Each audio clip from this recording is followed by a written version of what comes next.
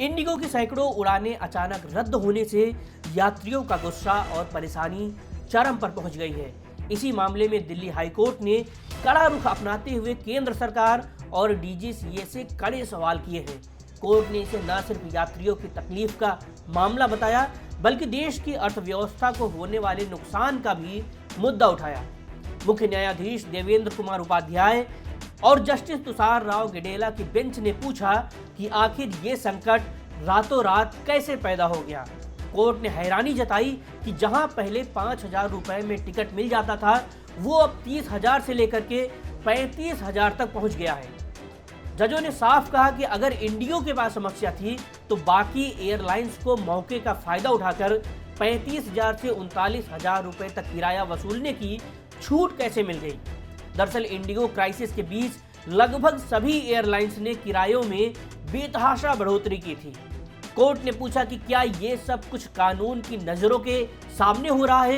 क्या दूसरी कंपनियां यात्रियों की मजबूरी का फायदा उठा रही हैं? बेंच ने केंद्र से पूछा कि ऐसी स्थिति में किराए की मनमानी रोकने के लिए क्या कदम उठाए गए हैं। जवाब में अतिरिक्त सॉलिसिटर जनरल चेतन शर्मा ने दस्तावेज पेश करते हुए कहा कि वैधानिक व्यवस्था पूरी तरह लागू है।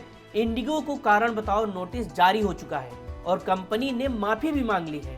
सरकार की ओर से बताया गया कि ये संकट कई नियमों के पालन न होने से पैदा हुआ, खासकर क्रू मेंबर्स की फ्लाइट ड्यूटी टाइम लिमिट और रेस्ट पीरियड से जुड़े दिशा निर्देशों का उल्लंघन इसका सबसे बड़ा कारण है।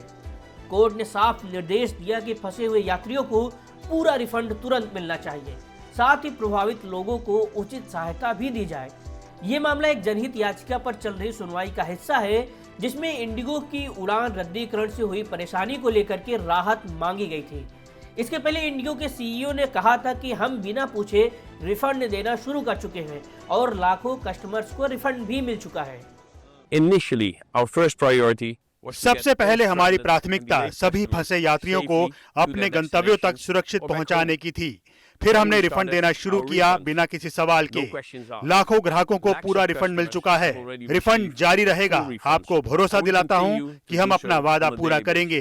एयरपोर्ट पर पड़े ज्यादातर बैग वापस ग्राहकों तक पहुंच चुके हैं। बाकी बचे सामान को भी जल्द ग्राहकों तक पहुंचा दिया जाएगा। and our teams are working very hard on delivering the remaining ones very soon. हालांकि जमीनी हकीकत कुछ और है। अभी भी सैकड़ों हजारों यात्री अपने रिफंड का इंतजार कर रहे हैं।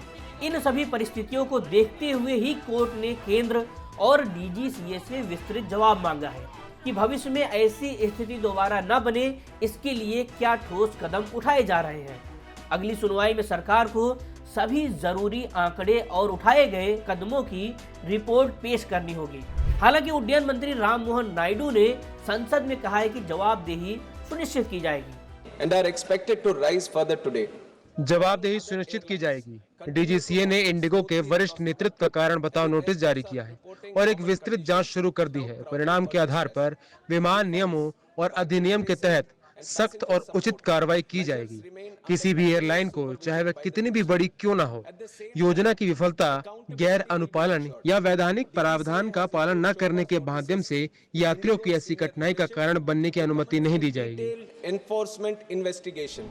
सरकार भले ही सतर्क हो गई है और लोगों को भरोसा दिलाने की कोशिश में है कि इंडिगो की वजह से परेशानी उठाने वाले यात्रियों के साथ न्याय होगा, फिर भी यात्रियों की परेशानी और किराए की लूट ने एक बार फिर विमानन क्षेत्र के नियमन पर बड़े सवाल खड़े कर दिए हैं। खैर, कोर्ट का सख्त रुख बाकी एयरलाइंस के लिए भी चेतावनी है कि संकट के नाम पर मनमानी बर्दाश्त नहीं की जाएगी।